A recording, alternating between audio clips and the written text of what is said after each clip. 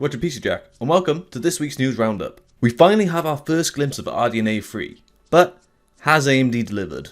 Let's find out.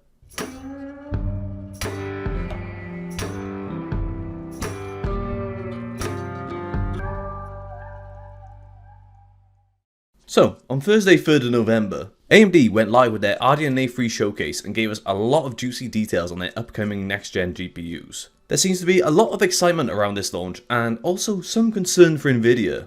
So today we'll take a look at all the GPUs they announced, the pricing, the release, and also the specs and features. Firstly, AMD has revealed their flagships in the RDNA 3 lineup, which comes in the form of the RX 7900 XTX and the RX 7900 XT, coming in at $999 and $899 respectively, and both launching on 13th of December. Now of course we do need to address performance as well as wait for third-party benchmarks, but out of the gate, these prices are very interesting compared to Nvidia's RTX 40 series. Even if the 7900 XTX doesn't quite beat the RTX 4090, given that it's around $600 less, if it can perform anywhere near that sort of level, that'll be very interesting to see. And it'll be a huge win for AMD. But for now though, it does seem that AMD is keeping manufacturing costs fairly minimal in order to compete with Nvidia when it comes to value. Now let's take a closer look at the actual specs for the RX 7900 XTX and the RX 7900 XT. Starting with the 7900 XTX, the card features 96 compute units, 24GB of GDDR6 memory, not GDDR6X, and I'll explain why shortly, a 384-bit memory bus, and a 355W TDP. Next, the 7900 XT includes 84 compute units, 20GB of GDDR6 on a 320-bit memory bus, and a 300W TDP. Both GPUs also mark the introduction of a multi-chip design using a 5 and 6nm manufacturing process, which is useful for a few reasons. One, it's very useful at reducing power consumption, which is something that AMD is very keen to advertise in comparison to its competition with maintaining a decent level of power efficiency gen over gen from RDNA 2 to RDNA 3. Something Nvidia has seemingly forgotten all about. Additionally, using GDDR6 and not GDDR6X memory is also very useful in order to maintain better power efficiency in comparison to other cards. This was something that was particularly challenged when it came to some cards in the RTX 30 series. Due to this chiplet-based design, this also allows AMD to use a decoupled clock speed, which allows the card to dynamically boost separate chiplets depending on the workload. In terms of connectivity, both GPUs feature DisplayPort 2.1 and HDMI 2.1. Not gonna lie, I did have a little bit of a chuckle when I heard AMD proudly announce that these cards would support DisplayPort 2.1, which is something that the RTX 4090 does not have, which in my opinion is a pretty major con. This will allow RDNA 3 cards to make use of some extremely impressive monitors with huge refresh rates and resolutions.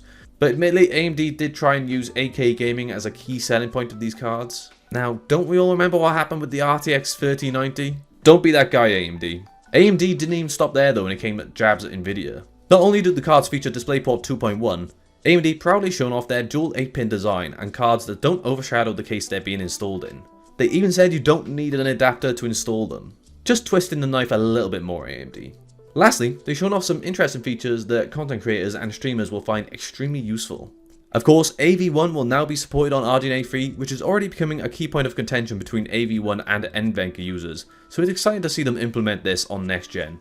Additionally, AMD is introducing a new dual media encode and decoder, which allows you to split encode-decode tasks between both the GPU and Ryzen CPU, which is very interesting to see. Now I'm only going to very lightly gloss over performance, as of course we only have AMD's numbers to look at so far, so you do have to take them with a pinch of salt, and we will have to wait for third-party benchmarks. But from what we've seen so far, I have to say it is looking pretty impressive, but of course we do have to see this compared against Nvidia's RTX 40 series. But I am pretty optimistic given what has been revealed so far. It's also going to be very interesting to see how Nvidia reacts to this with their upcoming RTX 4080 launch. Maybe they'll change course, but for now though, we'll have to wait and see.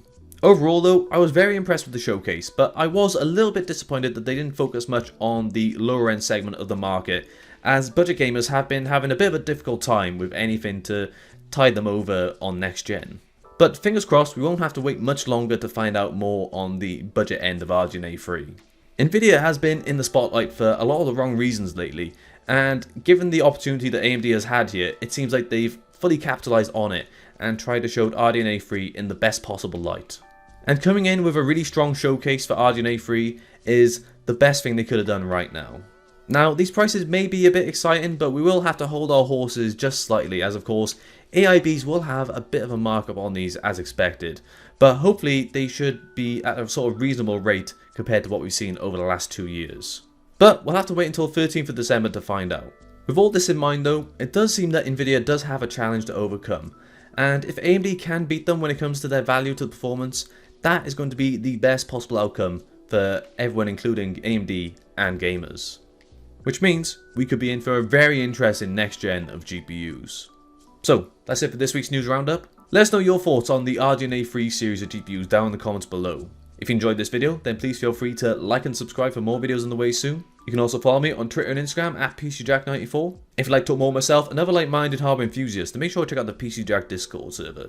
If you'd like to support the channel even further though, then make sure to check out the PCJack Patreon where you can claim exclusive benefits while helping to fund everything on the channel for you guys. You'll find links to all those in the video description.